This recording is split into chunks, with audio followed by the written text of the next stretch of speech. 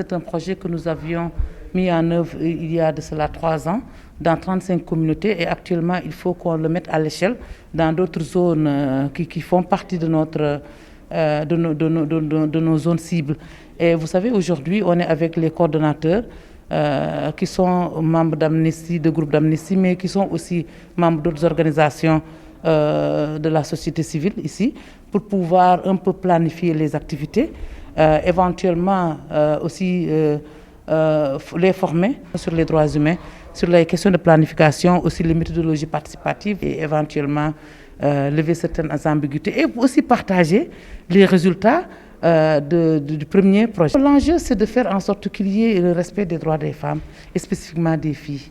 Parce que quand vous parlez de mariage précoce, quand vous parlez de mutilation génitale féminine, même s'il y a la loi, il y a toujours des problèmes, surtout avec les zones frontalières. C'est pour ces raisons qu'on met l'accent sur les zones sénégalaises qui sont des zones frontalières. L'enjeu aussi, c'est la question de la scolarisation des filles. Quand vous parlez de mariage d'enfants, quand vous parlez de mariage précoce, il y a la question de la scolarisation des filles. L'autre enjeu, c'est l'enjeu de la santé. Quand vous parlez de mutilation génitale féminine et même de grossesse précoce, donc cela a un impact sur la santé reproductive de ces filles.